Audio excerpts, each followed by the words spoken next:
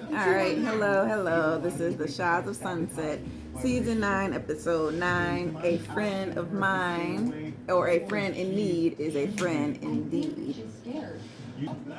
And yes, of course, this is like a little late. Of course, I do got like a bunch of stuff I do, in my life. So just hang with me. And I will definitely get these out before the new one comes out, which is like tonight. Ooh.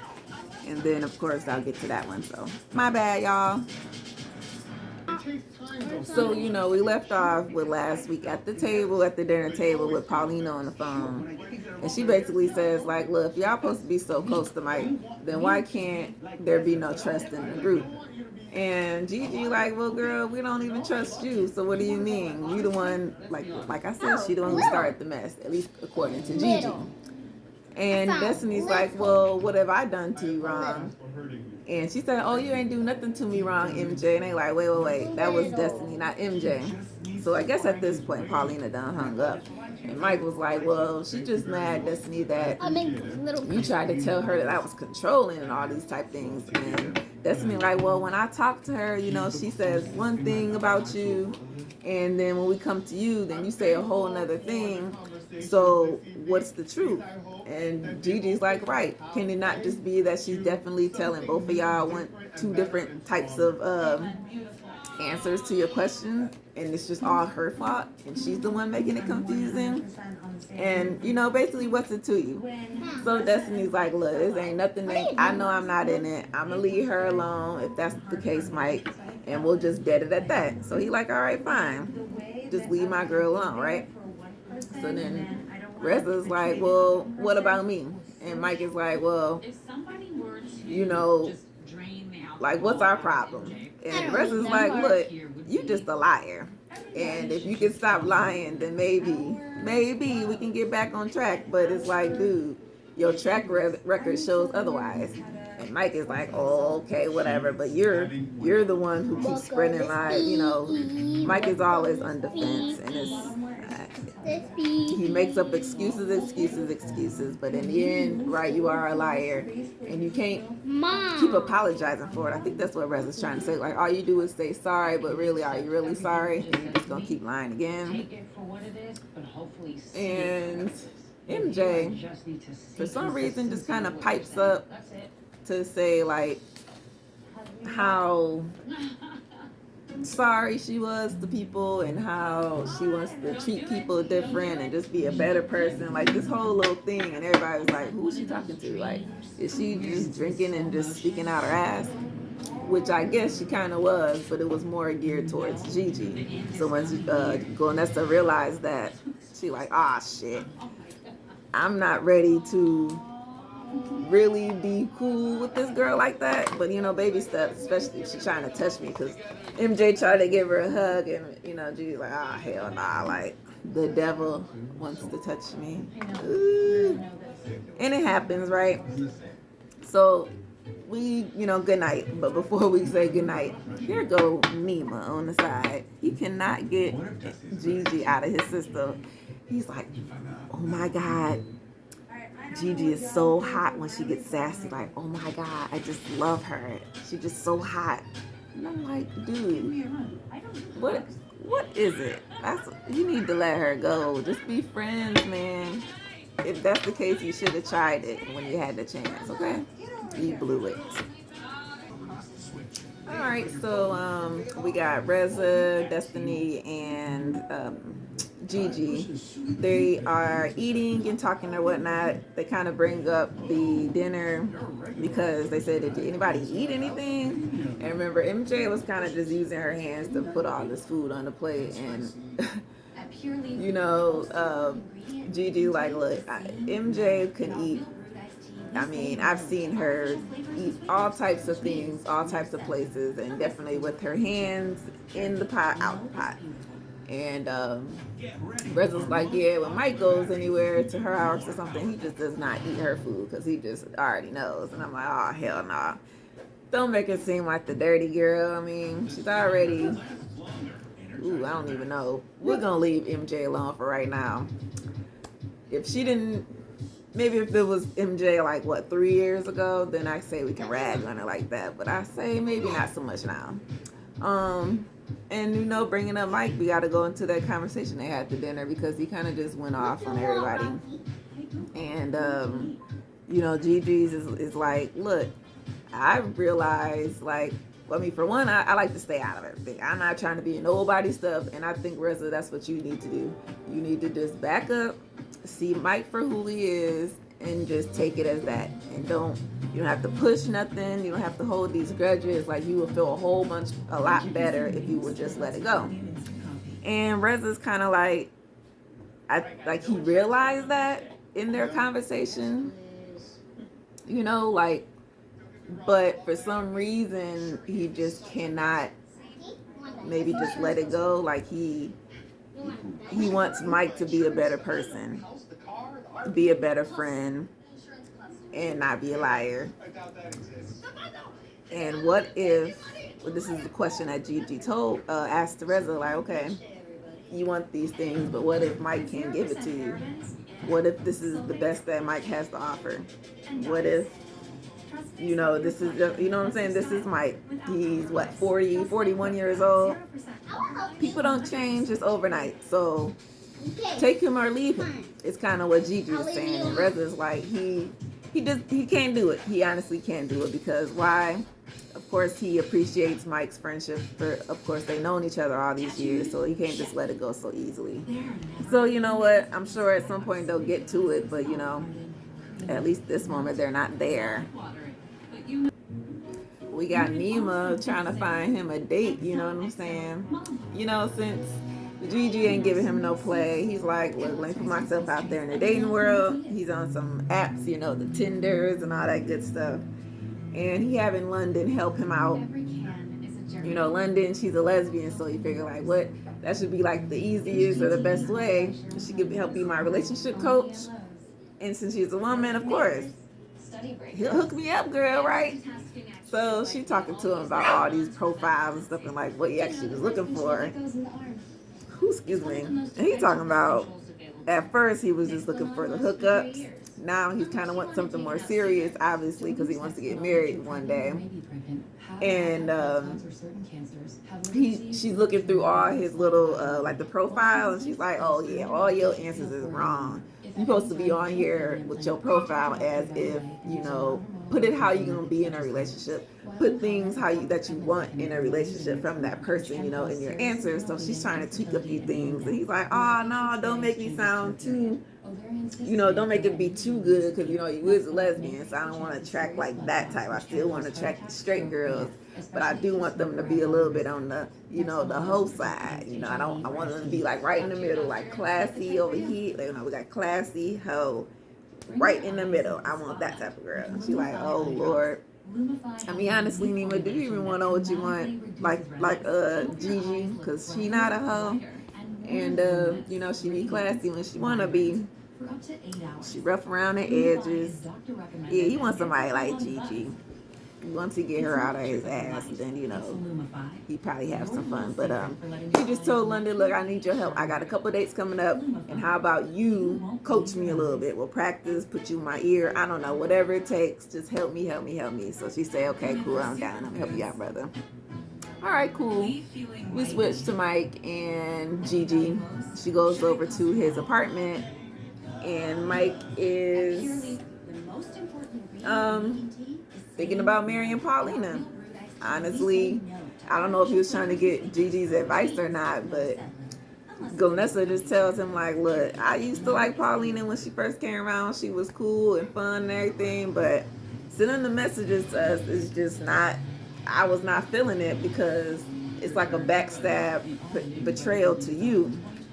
And I don't know, like me being a viewer, because nobody said this yet, what if she was doing it for the camera? Because she knew that if she put these out there, that eventually it'll get out to maybe the blogs or to the world so that everybody would know who he is. Like, does anybody think that could have been a possibility? I don't know. But I wasn't feeling that type of thing. And then for you to still be with him and then try to apologize and justify why you did it and here and there, girl, like Gigi said, look, Mike, I'm okay with what you want to do, but just make sure that this is the one for you, and that she's not gonna turn your stab you in the back of the head, because that's basically what she did. No matter if you're a cheater or not a cheater, like, she need to keep all that stuff in y'all house, not out here for all of us to see and talk about.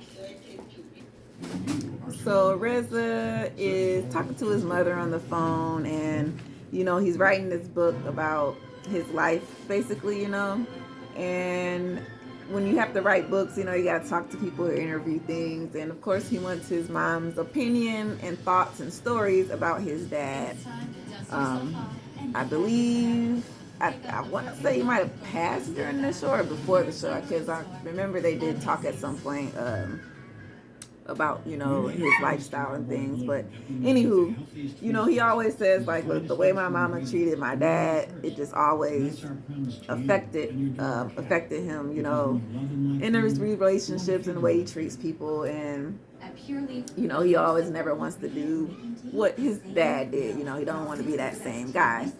And his mom is just giving them stories, because obviously he was a big cheater, so they had to go to like therapy at one point. And she said, yeah, the therapy, we went, but it ain't work. Like, she's talking about, we go, and then the therapist gonna call her and say he was like the worst patient that he has ever had, he or she. So she like, look, your daddy was crazy. I went through a lot. I had to break down everything during our divorce, but while we was together, yeah, he wasn't the best guy that he could have been, or the best husband. So Reza obviously enjoying his stories and getting his life from that. Of course, his mom is a nice, sweet lady. So it's good to see that. Who we got next? Nima. So he do go on this date. Pretty nice little girl. And he's got London in his ear. So she give him the little earpiece. And she's like, I'm going to sit over there and I'm just going to, listen. I'm going to tell you all the stuff to say. So right off the bat, she just hitting him with all these questions, like, ask her about her life, ask her about, what she's doing in LA, ask her about what type of man she wants, ask, like all this. And he trying to listen to her, listen to the girl. Plus, in the background, I got these ducks. So every time like an important question came up, the ducks got the quacking, and it was like, oh shoot, the ducks back there, I guess it was a good distraction for him. Was it successful? I guess it was, a little weird, because London was doing a lot, doing the most. But she got the job done. He was just looking for a date to go well and possibly either smash at the end or get a kiss. So I think that's what he said. He's ready to at least go grab a kiss from the girl. But it all worked out in the end. I thought this was just kind of funny, right? Nothing's wrong with London. I kind of want them to, I don't know, we need to talk to London more, some type of way. Like, she's here, but she's not here. So how can we get London in? So Mike is chilling with his dad, and he's trying to show his dad his building that he invested in, and he's trying to, I think he's turning it into some type of an apartment building. I think that's what it's supposed to be. It looked like he said Baldwin Hills, which if anyone that has ever watched BET show Baldwin Hills back in the day, you kind of learned that was like the Black Beverly Hills type thing. So it's like a decent area. And going through his trials and tribulations, because as we know, Mike has had so many businesses, from the real estate to the shoes to the baby shoes to the moving company, that none of it really has stuck. His brothers are really established, so he's never really fit that, looked up to, fit that standard that, of course, his parents would want him to be. But you know what? Now he's finally found something that he's kind of working on, and it's kind of sticking at this moment. Look, at this moment, because you never know, he might lose the shit next year or whatever. But anyway, his dad just tells him, look, I'm so proud of you. I'm glad that you found something that you like and that you're sticking to it. So just continue to grow, and now, we always got your back, right? Okay.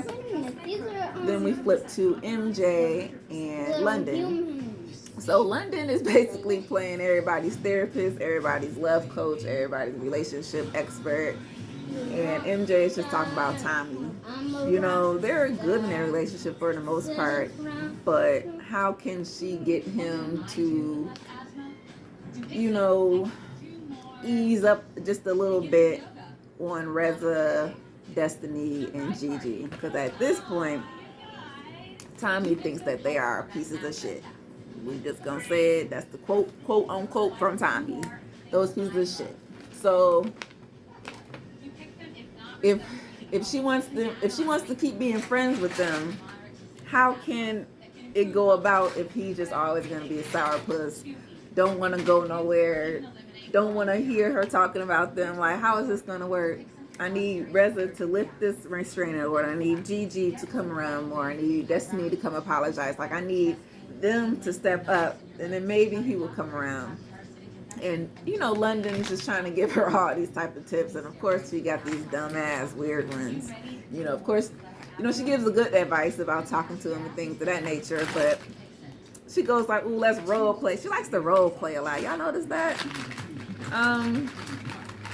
Of course, she tried to do all the touchy feely, and you know, as MJ imitating Tommy, she's like, get away from me. The game is on, girl. Back up. Girl. And she like, is this the way Tommy is? She like, yeah, like, dude. He's, what's that commercial? He's your cousin from Boston. Excuse me. This thing, coffee, got me burping and stuff. Yeah, so you know, it's not much to this episode. We pretty much end with Mike and Paulina. They're going on this little date by themselves without the kids. It's like a little you know, those swan pedal bikes that you boat out on the lake or the river. So they do that, like a little paddle boat, and you know, have some dinner and some champagne. And basically Mike is just trying to show her that he wants to be a better man. He's telling her how much he appreciates her sticking by him, and you know, he's gonna work real hard and just, you know, be the best man he can be, and a best father figure for her children. And maybe possibly in the end, you know, maybe they can get married and maybe they can have more children. You know, you never know. And she just kind of says, you know, okay, cool, I'm with that. I'm gonna stick with you, and we'll just see how it goes. I mean, all Mike got to do is show and prove, like he said. If you can't do that, then go ahead and break up. If you can do that, then go ahead and marry her and do what you want to do. About to do. But other than that, like I said, Paulina, keep your eyes open, girl, because you ain't got time. Honestly. That was the Shahs of Sunset, so I'll see y'all later. Peace out. Peace.